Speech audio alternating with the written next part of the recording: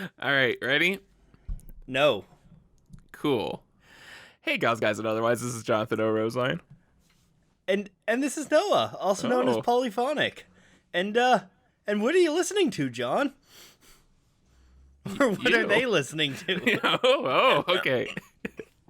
I'm gonna predict that it's the best goddamn Saga issue by issue podcast on the internet called Horns and Wings. Holy fuck, it is Horns and Wings. Oh, the now biannual podcast returns. Yeah. Let's listen to a theme song.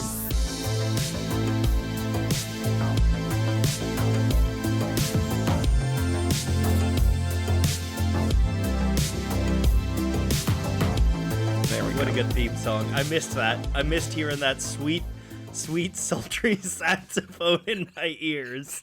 I'm gonna put a saxophone in it now. Wait, is our theme song not Careless Whisper? No? Yes. No? Okay, that's what I thought. There's no answer to that. That's funny. It's a rhetorical joke. I just always assumed when you said we were cutting to theme that you were cutting in Careless Whisper. No, nothing. Well, Real again, gold no. here. Again, there's nothing. What's the joke I respond with, Noah? Tell me. What do I respond to this with? Wobble, wobble, Okay, there we go. I'm gonna let you cover both halves of the banter from now on. Yeah. It'll help me ease back into it. Noah, we're talking about Saga again. It feels good to be back. Should we explain why we've been gone, or does everyone? I think everyone knows why we've been gone. I think everyone's been experiencing the same hell world that we have. Yeah, I think that's exactly it. And now that it's better, Now that all of the world's problems are fixed, because Biden is in office, we've enacted a narco-Bidenism. and Lady Gaga sang the Star Spangled Banner. Everything's good now. No, we're back. We're back in it, and this should be going up right after our Lopper Awards live stream. So go check that out if you just watched it. Or you know what? I'm gonna make a prediction here. Don't check that out at all. Also, honestly, I'm gonna make a prediction here. Cut the episode now. Turn it off. It is now officially non-canonical. The Lopper Awards Part 2. We have jettisoned it from the Horns and Wings canon. But we do. You know what? I am honestly feeling reinvigorated. We were talking right before we recorded about how I lost my notes for this issue that I had written months ago when we were originally going to record it, and I came back to it, and I actually had significantly more notes my second note-taking round, and I didn't remember any of my original notes because they all sucked.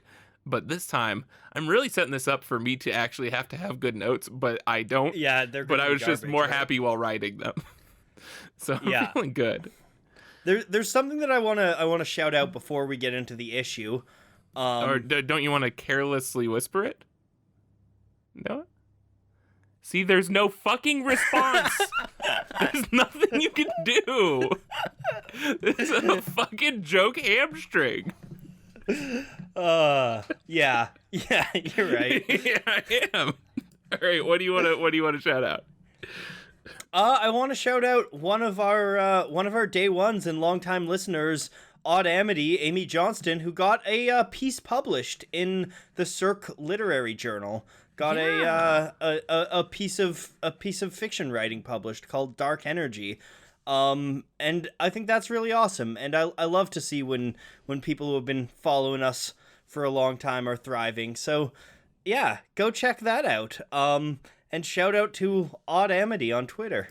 Yeah, she couldn't have done it without us. I'm so proud. So we're talking about. Nothing from you, John. No good job. No, that's cool. She couldn't have done it without us. All right. No, that's rad. I mean, I got published in my school journal, but I guess hers is cool too.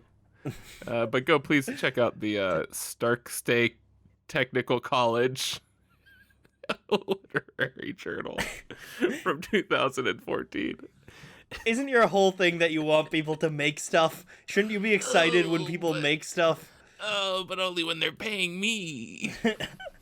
Okay. Well, let's talk about this fucking comic then. All right. Hey, no, what's on the cover of issue 35 of Saga by Fiona Staples and Brian K. Vaughan and Phonographix and Image Comics? Well, John, on the cover of Saga issue 35 by Brian K. Vaughan and Fiona Staples. Please, Fiona Staples and is credited first here. And Image Comics. You threw me off my train. We have a really, really beautiful, kind of more detailed cover of Clara bent over, getting her back tattooed by Lexi. And something that I love about this, first of all, I mean, I love the lighting. Like, it's a very dramatic shot. And it's a gray background, which is very different from what we usually get on Saga covers. Obviously, it's kind of the imposing prison. But what's she getting tattooed on her back there? She's getting a little, what are those, a spindle? Yeah, do you get that? Do you get what it's a reference to? Yep, Rumpelstiltskin, baby. No, not Rumpelstiltskin. Good guess though. She's doing it because of Bar. Yeah, there we go. Yeah, cause Bar, her widow, her deceased husband. That's what they're called. That's what they're called. They're both widows. Well, what's the widowy? That's it.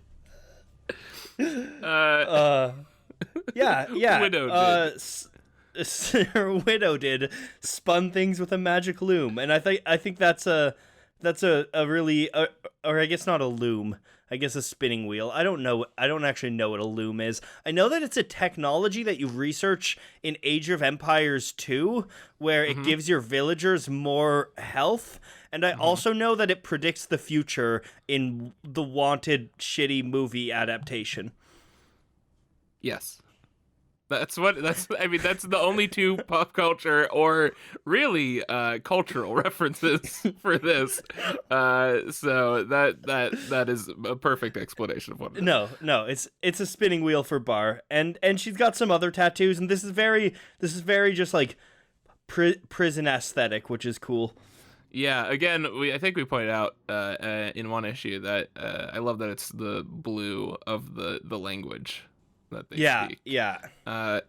Also, does she have any who's the writer? Oh god. I've been away too long. Oswald Heist. My brain has jettisoned all of the proper nouns from this entire series. Does she have any Oswald Heist tattoos that we've seen? I want to keep an eye out for that. That's a good thing to keep an eye out. I'm not sure. But yeah, this is a cool one. I think it's really interesting that the prison arc has sort of forced Fiona to use less vibrant colors. I like the grays, especially because we had that earlier one with Miss Noreen and Hazel on the front. That was also gorgeous. Yeah, it's really nice. Also, her name is Alexis, not Lexi. Oh, maybe it's French. Maybe it's Lexi. That's it. And that's why I thought Oswald Heist's name in French was what's his face. I'm fluent in that. I mean, like that is actually how you would pronounce that in French. So I'm gonna stand by myself. But yeah, Lexus, I agree. It would be pronounced what's his face. So what's this first scene here, Noah? One thing first. I just really wanted to note the like complimentary of Lexus's like yellow hair and the purple jumpsuits. They look really cool. Yeah. And then you turn the page and we've got a scene that is just washed in purple with yellow highlights. So that's a cool little bit of continuity in the color palettes there. Ooh, I have some good continuity in the color palettes for you coming up, and I'm excited about it. Yeah, we open on a splash page of a man who is the aquatic species of Upshur and Doff, and this guy kind of exudes Adam Sandler in Uncut Gems energy. He's scratching a regal-looking lion cat with a literal crown and those big fluffy capes that kings have. And as he's doing this, women in masks, here I put in parentheses, topical, pour a shining gold powder onto the table in front of him from seashells. This whole opening splash image is gorgeous. Yes. Then we learn that this man's name is Zlote? Zlote? Zlote? How do you pronounce his name, John? Zlote? Yeah. Zlote is taking a call from Doff, who is asking him for a favor. We cut back to see Doff sitting in the Star Whacker with Upshur tied up and the Will holding a lance to Upshur's head. As Zlote snorts magic powder, Doff tries to get him to tell the location of Prince Robot's getaway. Zlote says that Robot, quote, paid me a literal boatload to keep it on the down from nosy pricks like you. Instead of asking for cash, Zlote asks for gossip from Doff, and Doff, kind of reluctantly, outs a gay councilman, so Zlote gives him the prince's location. Then we jump to the Will's perspective. He is chewing on heroin with the Stalk whispering fantasies of murder in his ear. The Will decides it's best to keep Upshur and Doff alive, and Upshur and Doff discuss the moral implications of Doff's actions, and we end on a wide shot of the Star Whacker sailing towards a galaxy that kind of looks like a oblong infinity sign. Yes, I'm so happy to be back in it. Yeah, I'm so happy. It's exciting. I love. I think this. Oh, go ahead. Go ahead. I say go ahead first. Go ahead. Okay. I think that. No, seriously, go ahead. No, I think this might actually, and it might be because of the times, but I think this might actually dethrone the Quietest Lighthouse as the place I want to be at. Please give me the fucking just neo-noir-y, like, beautiful, I was gonna say palms, but I guess it's like kelp. Yeah. I don't know what it is. Seaweed? Yeah, I think it is seaweed, yeah. Yeah. And just give me the, you know what? Give me the nautical drugs too while you're at it, please. Bring me the sea drugs, Noah. The golden. Give me the golden cocaine.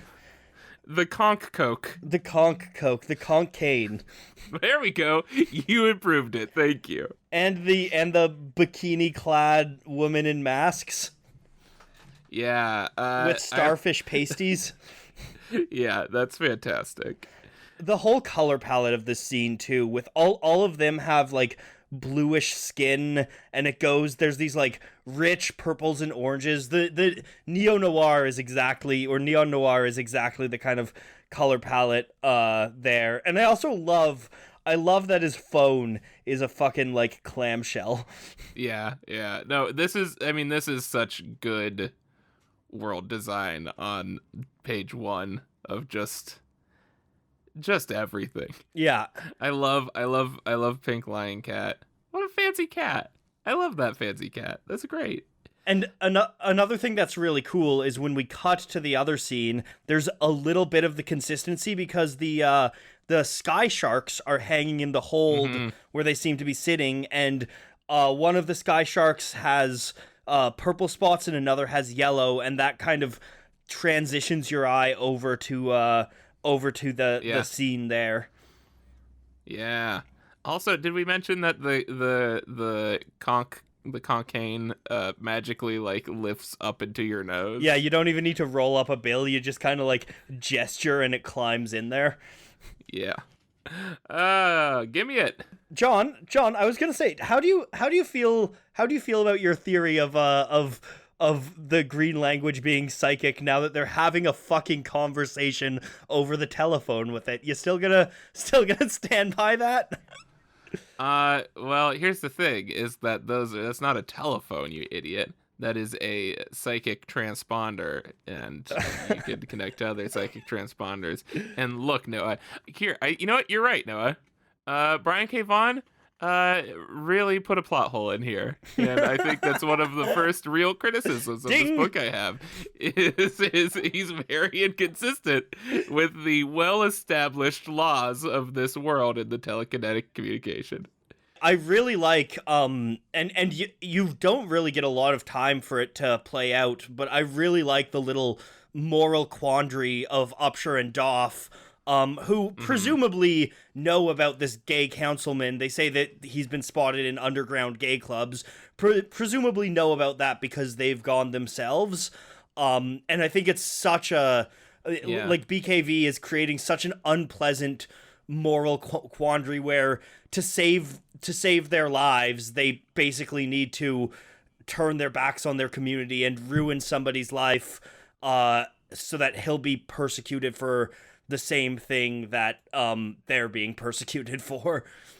Yeah, I like how and it's interesting that that Upshur is kind of criticizing Doff here, where it was Doff who was like, it was Upshur who was kind of making the excuses, the same excuses which he uses against him, of like justifying going after Marco and Alana, saying it's just telling the truth. We got to get the truth out there, and they're the ones that dirtied the sheets or whatever. I think it's really interesting with the journalist characters, kind of putting them in these morally ambiguous situations and seeing how they react. Yeah, it's interesting. Also, a cursory Google, Zlot, or possibly Zlot. Zlot is the plural of zloty, the Polish currency. So his name is literally money. And I love it. That's I love that. That's I would not have even thought to look up that name. It kind of just feels like a sci-fi name. Yeah.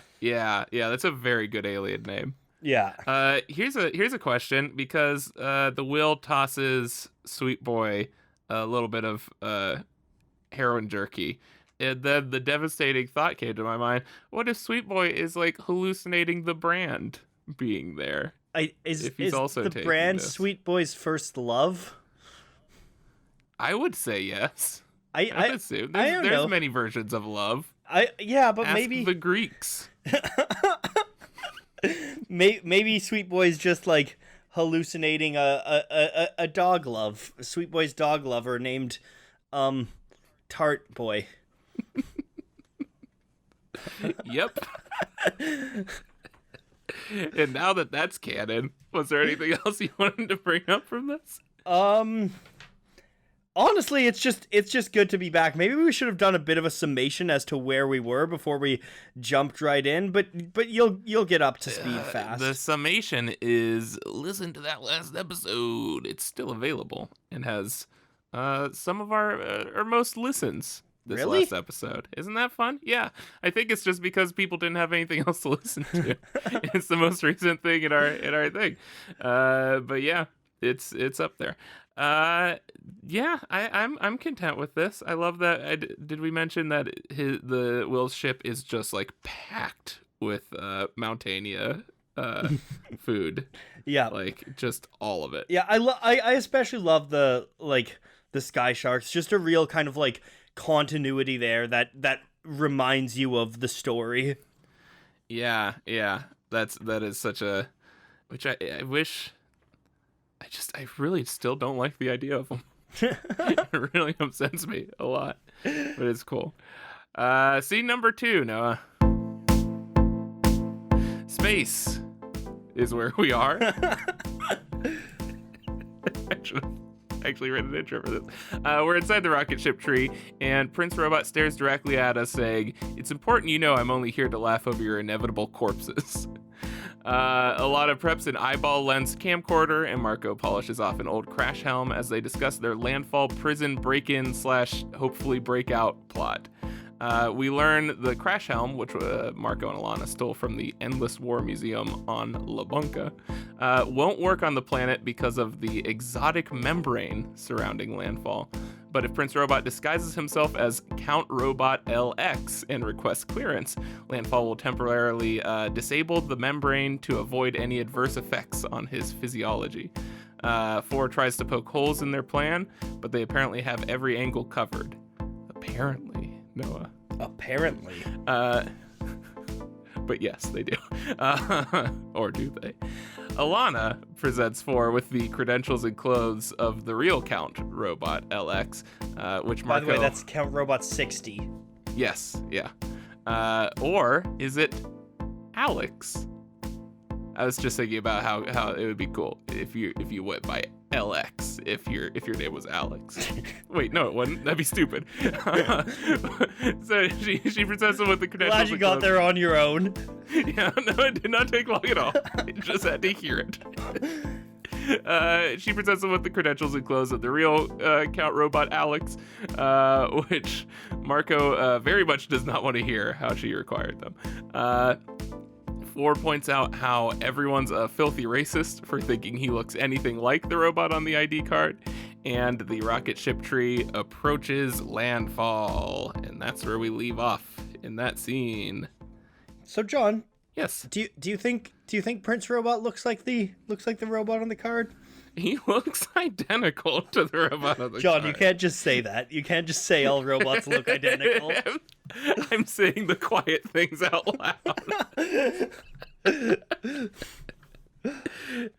His screen is much more cracked, though. I will give him that. But yeah, no, it's a good gag. I enjoy it. Yeah, I like the bit. I really like just kind of like the dialogue between Marco and Alana here. Like it really conveys the sense. We got to see them for like one issue. We got to see them doing this kind of like Bonnie and Clyde thing, but the dialogue here like really gives the sense that they have been doing this for a long time. For years they've kind of been jumping around. The like borrowed from the Endless War Museum.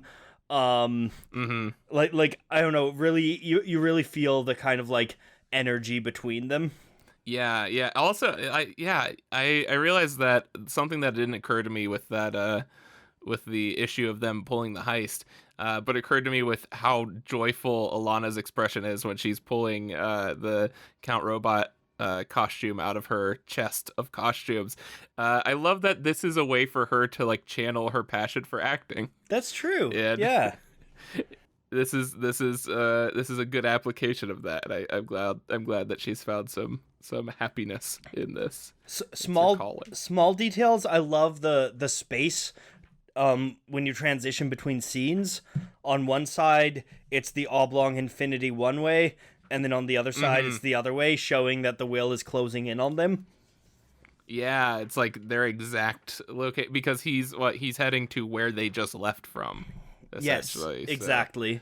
So, yeah, that's fun. That's really cool. And then I love the video camera that has the eyeball. Excuse me. Was that that's Newt's end, right? Or Newt's eye? Yeah. Right? The Newt's eye lens. I love it. The same as Dolph has on his camera. Yeah, it fucking sucks for these Newts, though. I feel really bad about that. I actually have a theory, which I might try to tie the Newt's eye into it, but I have a theory coming up once we get to, I think, scene 4. We need a theme music for John theories. Do we, though? Do we need that much music playing constantly throughout the episode? Okay, that's where we can put in Careless Whisper. Nope. Because your theories are careless. And I whisper them? Yes. This is, again, just such a good... I think this is the third rule of comedy improv, is just inject... when you think it's going one way, inject Careless Whisper into the conversation. If a joke lands flat the first time, just keep trying to force it through. That's what they always say, right? There's yes and there's yes and careless whisper and then silence is the full roll. What else do we have in this scene? You got anything more on the scene? I think I'm good. I love the line, "It's important, you know, I'm only here to laugh over your inevitable corpses." That'll be my mantra watching Trump's impeachment for sure. I also love the one of my aliases met this guy in a bar on Idol. These are his royal credentials and his pants. And Margot covers his ears and says, "We agreed it's best I never know." And the kind of smaller whisper, good lettering there of Alana saying it's way less exciting than he imagines. What do you think? What do you think happened there, John? Knowing Alana, I'm gonna say that you know what, first thing that comes to my mind is there's the scene in Mission Impossible Ghost Protocol where the woman has to seduce a guy, and she does it by like hurting him. Yeah. And, like bending his like fingers back and stuff. And I feel like that is exactly what happened. Yep, it's that's 100% the trope. Also, can I just really quick appreciate some really fucking good sci-fi fantasy jargon here. I love exotic membrane instead of like force field or anything. That's a just brings up a lot of interesting thoughts. And I think it also speaks to the way that like a lot of the kind of like technology in this world is kind of has this natural aspect to it, like the rocket ship tree and the star my whacker theory coming up. Okay. No, I'm not spoiling. I'm teasing. Fucking okay. There we go. This is the setup for the big payoff, baby. Also, I just love. I don't think we ever pointed out how fucking good the name of the war is, the Endless War. Yeah. That's just a really fucking good war name. Did you look up if La Bunka means anything? I think I did, and I think it's like I think it's just a last name, so it could be like apparently you know, a childhood friend. Or apparently, something. it's a place in Poland. Is that another? Hold on, why is there so much fucking Polish stuff in this specific issue? Is Brian K. Vaughan? Does he have like Polish ancestry? Yes. Fucking, I don't know, Noah. Why don't are you asking this? Isn't someone in Paper Girls Polish? Or did I just make that up? I think you're going insane. Why would there be a Polish person in Paper Girls? I feel like there's some... I don't know. I didn't run fucking background checks, Noah. Okay, my Poland theory. We're going to keep an eye out. Hold on, what's our theme music for this? The Polish national anthem. Which goes... Go ahead and just give us a clean... Noah, go ahead and give us a clean recording. I won't say anything. Just give us a nice rendition of that really quick with your... I mean, I could do it. I could blast... I'm sure it's public domain. I could blast it, but... No, I'm saying blast it from your mouth. Well, I'm listening to see what it sounds like, and then I'm going to blast it. Well, it. That's cheating. Okay, no, you ruined the whole gag. You really threw a careless whisper into this. Oh. Did you could you hear that? Could you hear that? I heard a half second of it. And then the rest of the time I was thinking, man, we're gonna really cut down on the time of this episode definitely. With how much we're gonna cut out. Just so you know, I took my headphones off and wrapped them around the microphone. Well, it worked worthlessly. All right, next scene, Poland. Please, next scene. Cut to Poland. We get an establishing shot of the winged, blocky prison, and it looks like prisoners are being loaded off a ship. Inside, our Mantis teacher friend, Miss Noreen, grabs a big cardboard box and says that the sentry working the south gate never checks the smocks from her art class. Just as Hazel's about to pile into it, Clara, Petrichor, and Lexi walk into the room. Hazel tells them that Noreen knows her secret and is gonna help Hazel escape. The three of them argue over Hazel's well-being and whether that's really the best idea or not, with Clara yelling a lot of blue that I'm sure you will translate for me. Nope. And I didn't mean right now. But in their disagreement, Clara makes a transphobic statement about Petrichor.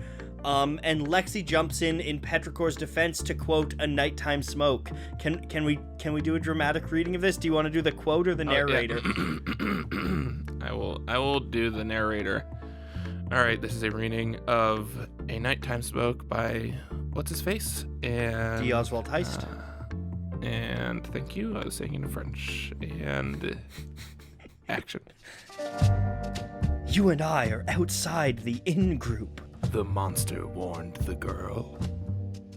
And scene. Beautiful. That's a Lopper award-winning performance if I've ever heard one. It is. And with that, Clara relents and decides maybe it is best to let Hazel go. But Noreen says it's best that she not know where Hazel will go, just for Hazel's own safety. And but that if Clara's gonna let her go, she needs to decide now. And we end on a really sad, intimate shot. Notably, a shot that extends out past the gutters of Hazel and Clara looking at each other with sad eyes on a gray backdrop. Yeah, she gonna let her go, Noah? I don't know, but we have to decide now. We do? Yeah. I say yes. Yeah. Noah, I want you to. There is something I noticed, and you know what? This is a sub theory before the big theory later. This is a sub theory before the Dom theory later. I want you to be the judge of this. I want you to be the judge of this. That is actually more accurate. I want you to be the judge of this. Do me a favor and look up. I'll just send you a picture. No, that sounds like a nightmare. Go ahead and look up just Sextillion Saga and find the image of like the Will and Lion Cat talking to the leg ladies on the planet's surface. Yes. And now compare that to the book that Clara is holding. Is it the same sky and colors? Is it the same sky and color? I mean, it's purple and blue, I guess. It's like the pink going into purple going into blue. Well, here's the thing. I couldn't decide because those colors match a bit better, but also I noticed in this could be an interesting thing for our continuation of color theory. I noticed that it is also extremely similar to the sky in the last issue's cover of Goose fishing on top of Friendo, and we get the sort of cotton candy colors. What are you trying to get at here, John? I'm just saying that there's a very distinct pattern on this book that we have seen in this series before, and in these colors and this pattern and the fading, because it's like it looks like an actual sort of like watercolored sky type thing instead of just a solid color like every other book we've seen. I'm trying to figure out the origins here. Have Noah. you ever considered that the colors of that book are vaguely the colors of the cover of A Nighttime Smoke? Yeah, that's what I was just about to look up. But why did she just fucking read more books? Well, maybe it's not A Nighttime Smoke. I don't know. This is worse than my Poland theory. No, fucking everything is. It's like almost sort of similar. No, it's not. You're right. Everything is worse than my Poland theory.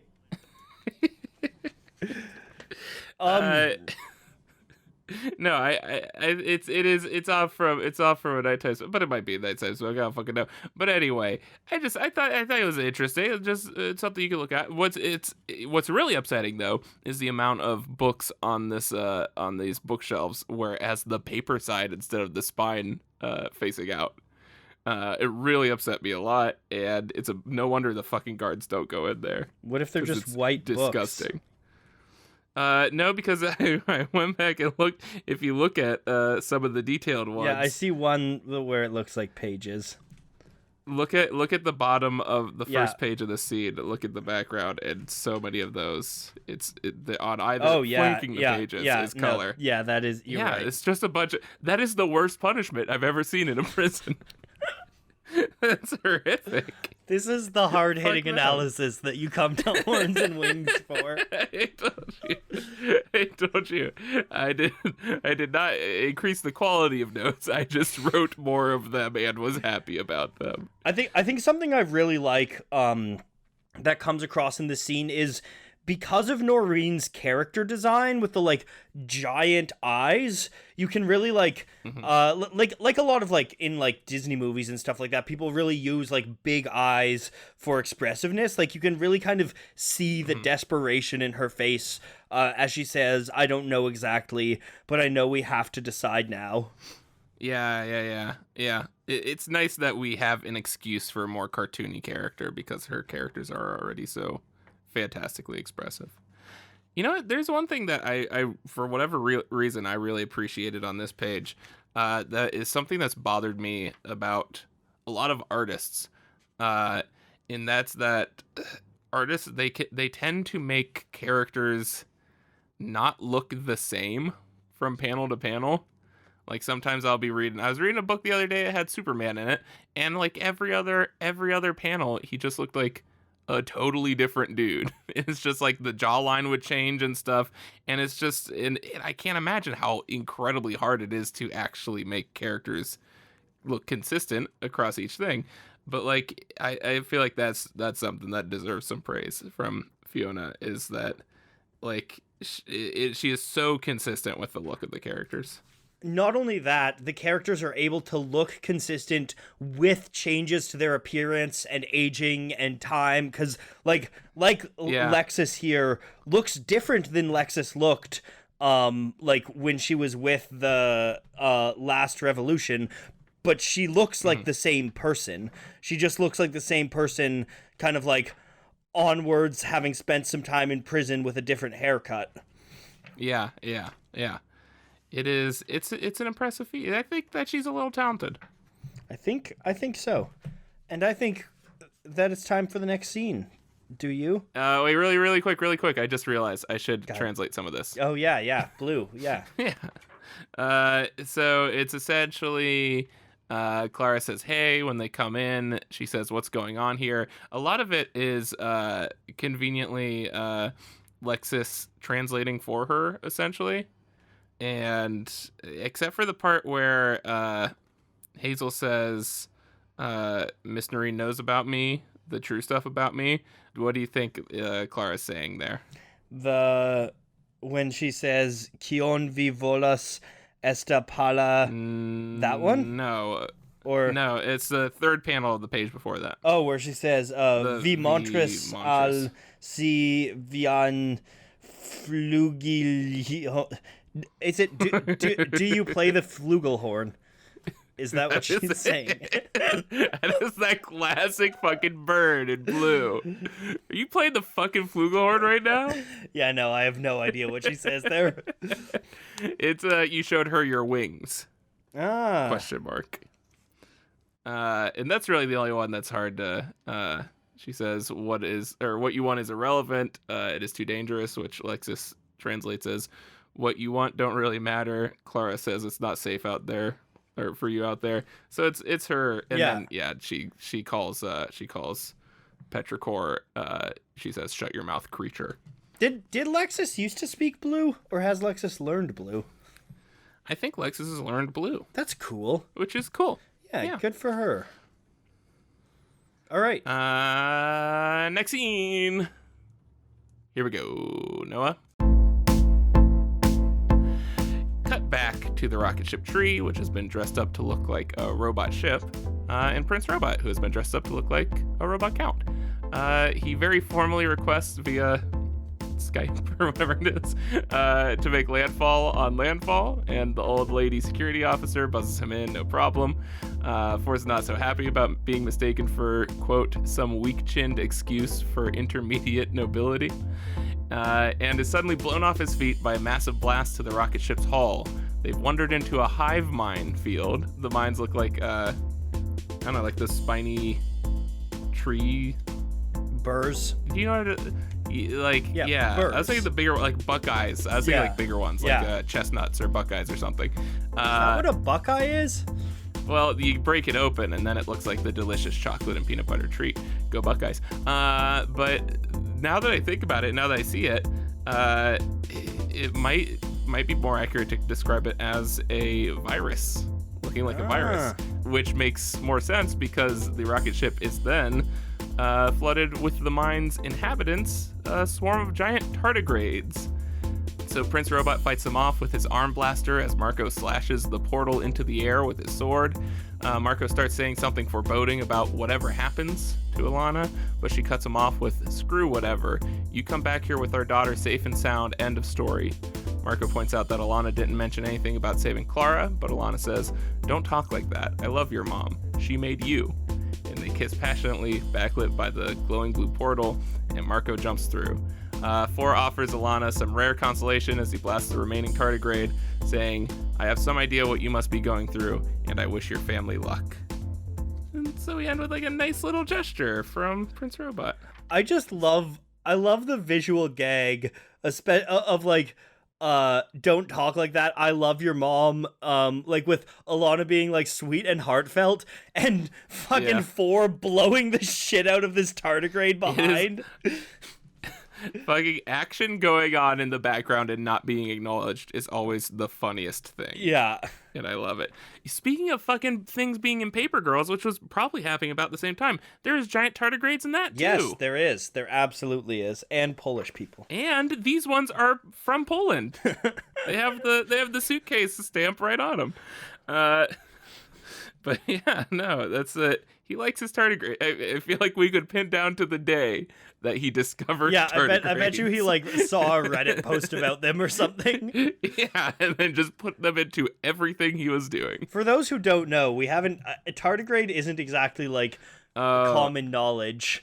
For cool people it is. They're these like really tiny kind of like micro animals called, also known as water bears. Yeah, these microscopic bears. Yeah. But they have that like dune worm maw. Yeah. They look really unpleasant in this, and they're fleshy in this, and chunks of flesh go when Robot blows them away. Another thing that I thought that was really cool is did you notice the color of Robot's beam? Oh, it's like yellow. Yeah. And he changed into a yellow outfit. Yeah. Too, so yeah. So it like matches his outfit. Yeah, what? I don't even understand that. I feel like it might just be for the sake of Fiona One's visual consistency. I'm sure it's for that, but it's great.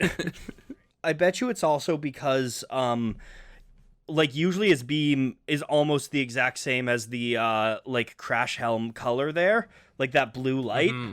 And I bet you that would kind of confuse the orientation of the scene. Yeah. That's really cool. And that's like a nice thing where it's like, you know, if that was the problem they were trying to fix, just the idea of like, here's a thing that you can change, and if they do notice it, they can also probably piece together the fact that, you know, his outfit is that color. Yeah. Like we did. We're great detectives. Yep. Like it's still, so even if it's something that someone does notice, it still requires no actual explanation. It's satisfying enough.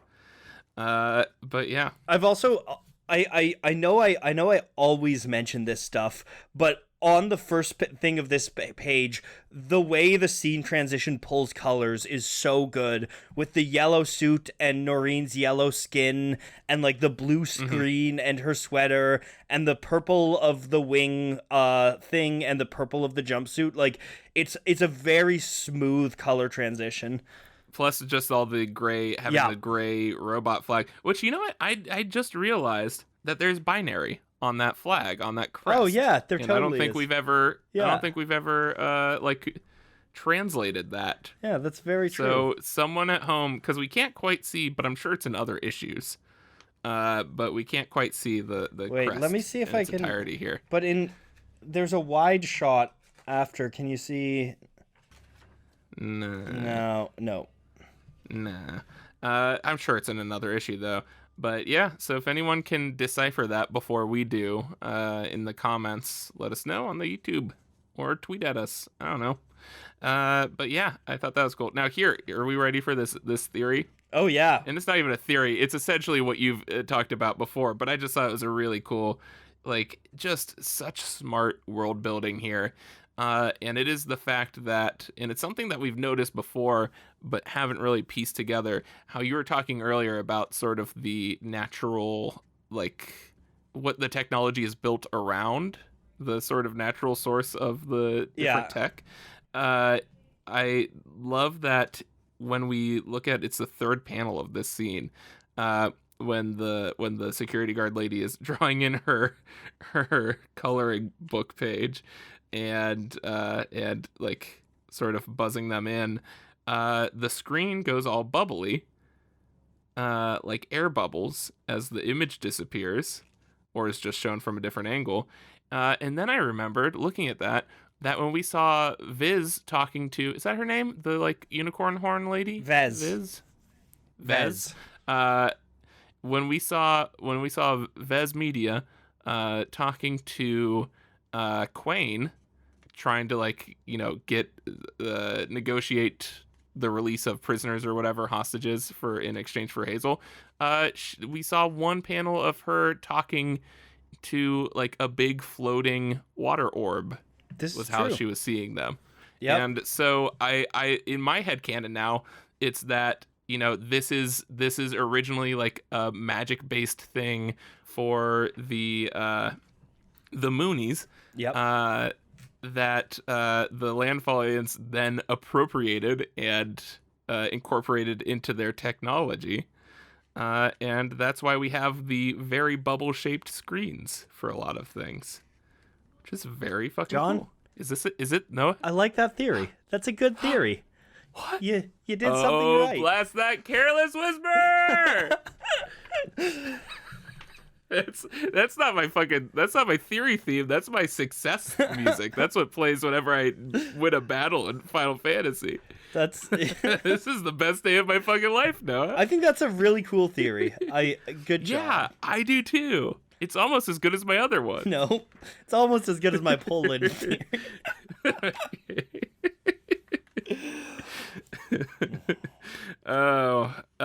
But yeah, no, that was just that is one of the cooler. Again, it is insane to me how quickly I can just breeze through reading these issues, like, so quickly.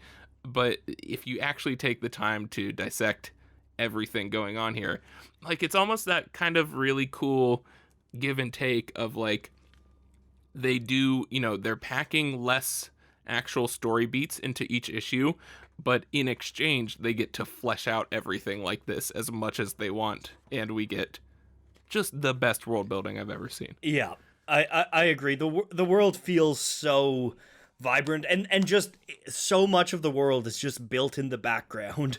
Yeah, like, it is.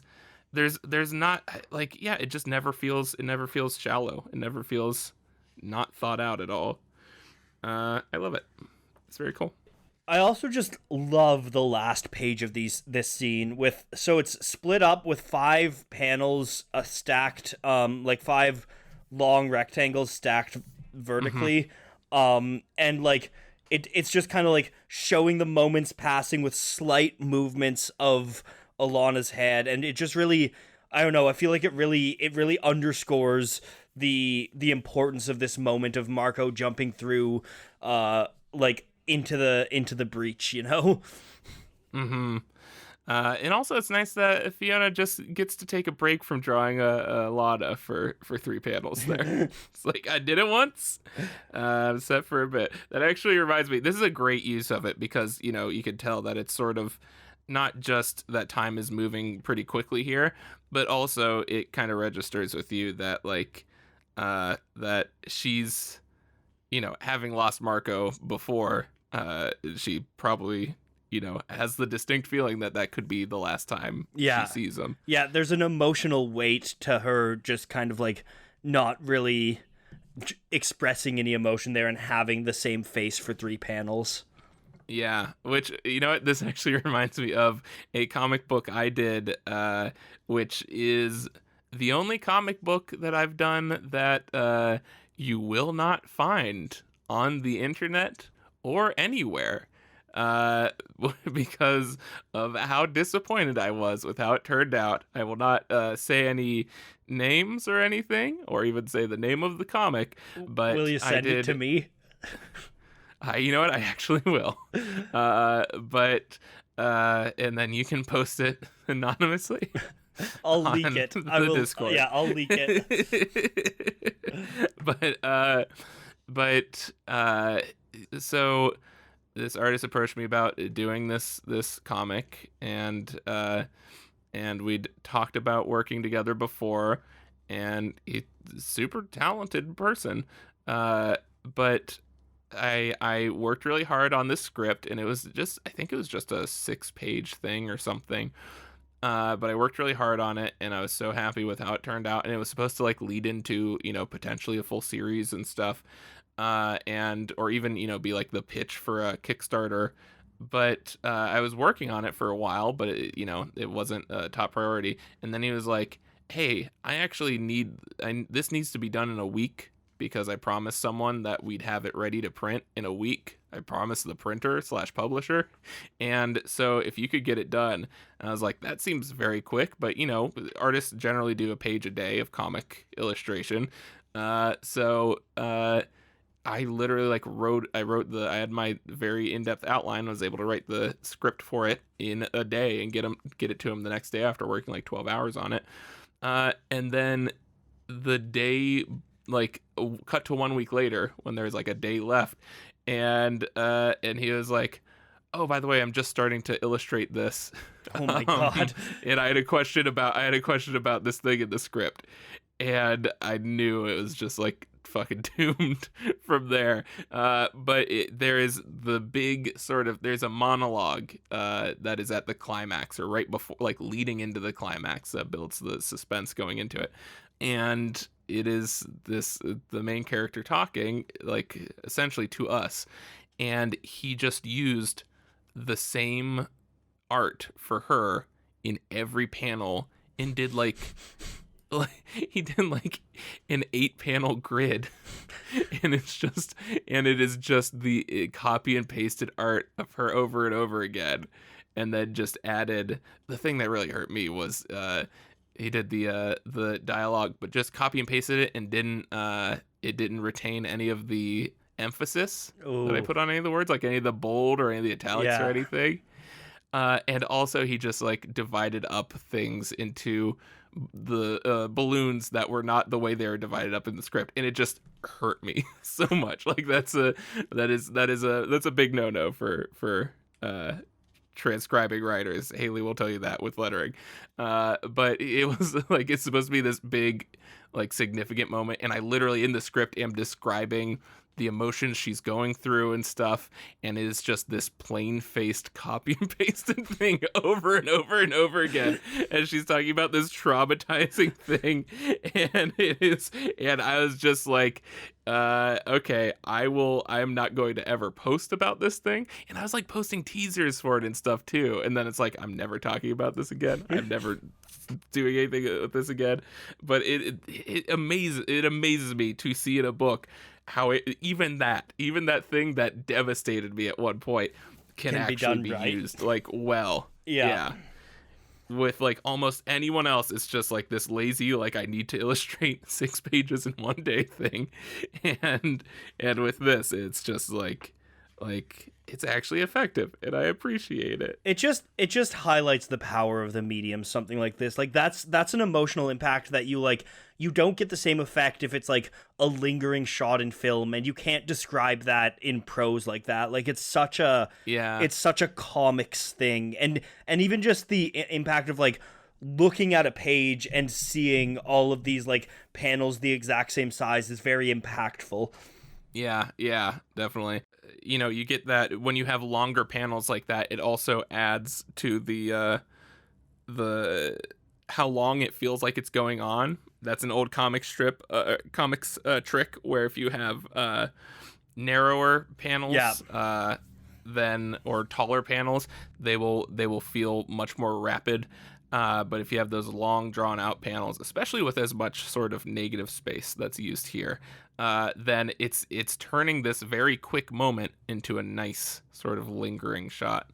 And then they also do one of our favorite things, which is use something in the environment for the excuse to have a dramatic, almost abstract background with them kissing in front of the portal. Yeah. Where it's taking up almost the entire background, and it has this backlit thing, but it feels almost like one of those anime, like the background drops out for emotional purpose things, which I love.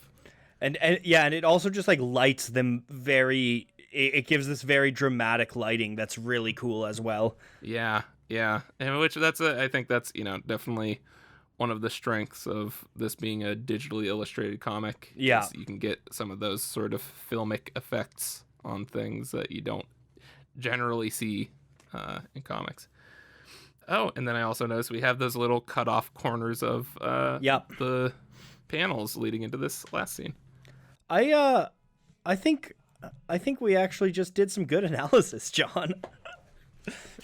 I mean, it wasn't like on par with Poland, but Poland.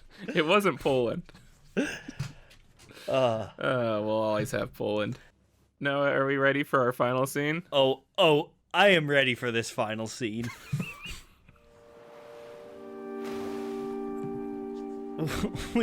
we get a wide shot, establishing shot of an ocean battering against high cliffs. Atop those cliffs, Squire stands with a bow, saying that he's got supper. He follows the blood of a dead bird, only to find it sitting in the mouth of everyone's favorite dog companion, Sweet Boy. A moment later, the Will appears behind Squire, towering over him and asking about Prince Robot. He picks up Squire and holds him over the cliff side, telling him, "You know your daddy's a killer, don't you? He kills women. Good woman." Shoots him right in the goddamn heart. As he's doing this, his hallucination of the stalk is cheering him on, but then a voice comes from off-panel. "Hurt the boy," it begins. We turn the page, and we see the glorious warrior poet Goose riding atop his magnificent steed Friendo, axe in hand. He threatens, "Hurt the boy, and Goose will chop you deep." So good. Fucking He-Man and Battle Friendo here. Yeah. I fucking love it so much. It's so good. And I love how Friendo's mean mugging too. Everyone's ready for battle. Yeah. That's so good. I love the idea that Goose has actually made this saddle and everything. It rains and stuff. It's such a glorious it's a literal cliffhanger. Yep, that is true. There is literally someone hanging off a cliff right now. Yeah, and that's great. And there's a lot of drama coming up. We're left with Marco jumping into the crash helm. We're left with Goose walking up on the Will. There's a lot of tension building for the final issue of this arc. Quick question: are you reading this like the physical book right now? I'm reading. Yeah, I'm reading my omnibus. Yeah, so well, I'm guessing. Yeah, there's the page turns should be the same. Yeah. So you could replicate this if you wanted to, but on this first, I got a little bit spoiled because I was looking at the top panel of this next page, and I had a light pretty much directly behind the book. And as I was holding the page, you could just see the Oh my Will's God. face, massive face, towering between these rocks, and I was just like, "What the fuck is going on?" Like I thought that was part of the panel That's amazing. instead of the light bleeding through. Yeah, that's a pretty cool double exposure. It's like that. It's like that fucking that cowboy with the high pitched singing in the sky. But it's the Will. Yeah, that's a pretty wicked double exposure. I love how the Will is drawn here, and it's really making good use of his like increased weight to just make him look like very imposing. Yeah, he dominates the frame, and like it kind of even seems like the lines of the grass below are all pulling towards him. He just looks like this like terrifying behemoth. Like virtually every line, even like the rock, like the mountain that his ship is landed on in the distance, every line is pointing up towards him. And I feel like the mountain like imitates his shape, and that underscores him feeling like this mountain towering over top. He's even like framed by the clouds too. Yeah, that's so rad. It's such a good panel to just make him seem the utterly terrifying force that he is. Yeah, like again, shout out to them. I'm so happy that they have a fat character that actually like he is at his most badass right now than we've seen him in this book, like his most terrifying and badass. Even though he's picking on a little robot kid. And I like that they're using his size specifically to create that. Like it's not like he's badass or terrifying despite his size. Like that size is leaning into this imposing nature of him. Yep, that's fantastic. Yeah, and I just love the whole like the look of the cliffs where they drop off when he's holding Squire over, just this sheer dark cliffs. Yeah, you know what I just realized that's a little interesting? The stalk says, "Let's watch his little face while he falls." But the interesting thing about that is that he doesn't really have a face, and if you were to watch no his face, you would be like watching yourself. No, because it's just a reflection. But it's established that when robots have like intense emotions, sometimes something will show on their face. Yeah, but throughout the scene, I mean, he's holding him over a cliff, and there's nothing showing up on his screen. We don't know. We do get a distant shot from behind there. Yeah. I just say that could be it's a stretch, but that could be a subtle sort of like almost guilt thing, because this is his consciousness, that like a self-hatred thing, which is the Will's entire thing right now is self-hatred. So the idea of his subconscious version of the stalk saying, "Let's watch his face while he falls to his death," which is essentially saying, let's look at ourselves through the reflection of this dying child, is very much the Will's speed right now. And I love the last panel. Like he looks almost conflicted in that panel, in that last panel when Goose is coming in. Like there's definitely some humanity in that panel. Yeah, I think that's where, just the actual reality. I feel like that's him slipping out of his induced sort of unreality there for a second. Yeah, I agree. That's really cool. All right. That's the fucking issue, dude. What a great issue. It's so good to be back. I'm excited to wrap up this arc. Yes. Yeah, next issue. And Noah, do you have a favorite moment from this issue? I mean, I think it's got to be the last splash. Honestly, both the last splash and the opening splash in this are just phenomenal. I'm going with the opening splash, so we bookended it. Splash. I mean, that's the thing. Like, that's what really struck me about this is just like, I don't even know. It's not even as like, holy shit as many other opening splashes. Like, this is ironically more subtle than a lot of Yes. them. Like, it doesn't immediately pop out as like a god fairy queefing out a planet or whatever, we had a galaxy.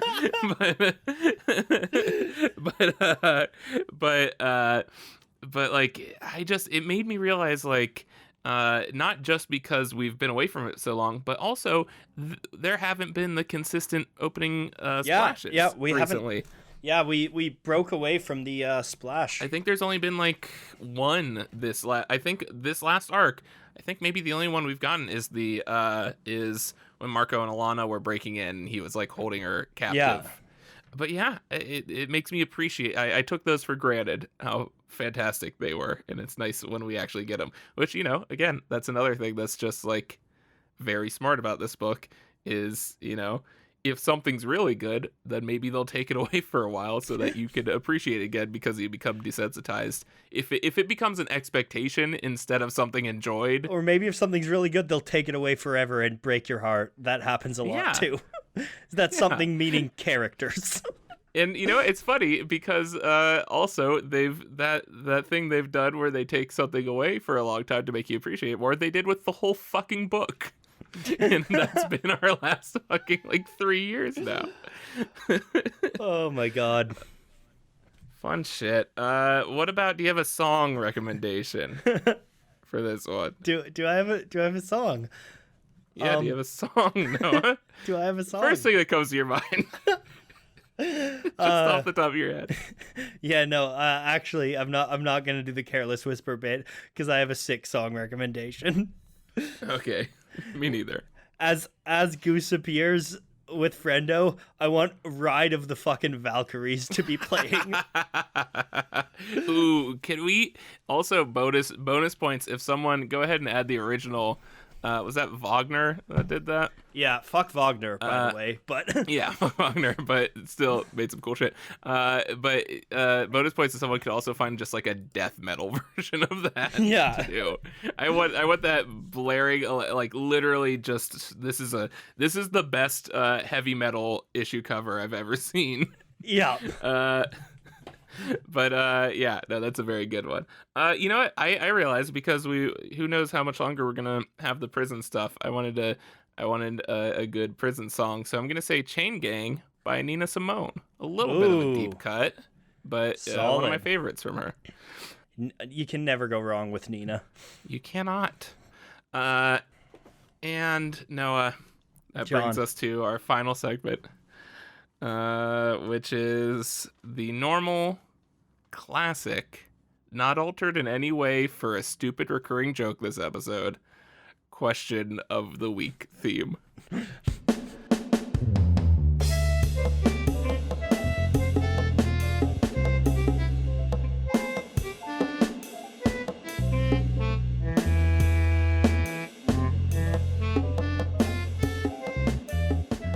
Boy, I'm glad that was just normal and fine. I genuinely don't know whether it was normal and fine or not. No, I don't either. But either way, it's satisfying. Noah, do you have a question? I think I got a good one. I don't think I have a question. Other than, where in Poland do you think this takes place? Which town in Poland does Saga take place in? Obviously, Labunka. My question is going to be, which this was brought on by, the exotic membrane and endless war and some of these more fantasy-y things that we've been seeing here. How does this book, Saga, stack up against other fantasy classics in your mind? So I'm talking strictly fantasy, and looking at the fantasy aspects of this. So in terms of like world building or satisfaction, story structure, characters, whatever, just looking at this as, the fantasy aspects of this book, or even just looking at it as just a weird twist on a fantasy series, which would you say this is more fantasy or sci-fi? Because I feel like it kind of just walks that line perfectly. Yeah, I think it's kind of both, because when I think of the defining traits of sci-fi, other than just like technology and stuff, I always think of like asking big questions, and this asks a lot of big questions. And then when I think of fantasy, I think like going to cool places and creating interesting worlds, and I think it does that too. So honestly, it's like it really is both very well. Well, we'll save the sci-fi half for another question, but that's the question of the week: is how does Saga stack up against other fantasy classics in your mind? I have one more little question that I thought of.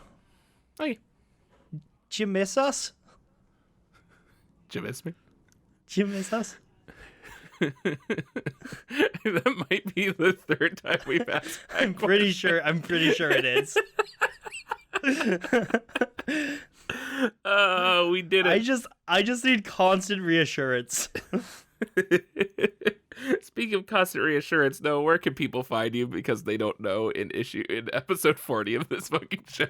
Well, what you might not actually know is that I've been streaming on Twitch. Oh yeah. So you can find me at twitch.tv/watchpolyphonic, and you can find my live stream highlights on YouTube at Polyphonic Live. So yeah, go check that out. Follow me on Twitch. I'm almost at 1,000 followers now, and then I'll get to feel special about myself. So There you go. you know. No, I just realized that we need to do a Saga themed, but literally, hold on. Can we create some sort of horrific chart with the songs we have so far on the Oh my Horns God. and Wings playlist? Oh my God. Because that sounds like the exact shit show that needs to take place. That sounds terrible and beautiful, and we'll make it happen. So look forward to that. That is the number one reason to go push him over 1,000, and then a cliff. And John, where can people find you? They can find me working furiously to get some actual new fucking videos They can done. find you in St. Louis. Yeah, they can find me at my exact address. They can. I'm glad we brought back that address joke from the first 10 episodes, because it's still just a banger. I don't remember all of the jokes we've had. We're just on repeat, man. You can't remember all 4 jokes that we've had and have consistently used ever since. No, go check out Make Stuff and the Patreon. And we actually have a couple videos that will be coming out within like a week or 2 of each other. They are being produced almost simultaneously, and I'm very pumped about it. And Noah, I'm going to force you to make a cameo in. Yeah. So Yeah. enjoy that. After we hang up this podcast, we should discuss that call. Yes, we should. All right, well then let's hang up the podcast, Noah. Big thank you to Fiona Staples, Brian Cavon, the graphics and image comics, for making the best fucking comic in the underside of the serpent galaxy, or whatever the fuck that quote was from the issue. The Serpentine Galaxy. Or Sure. something. And as always, hit him with that last line, Noah. You know, it's been a long time since I've asked this question. Mhm. I'm really excited to be able to say it again. Uh-huh. Once again, am I shitting? Hey, he said the thing. Bye. Bye.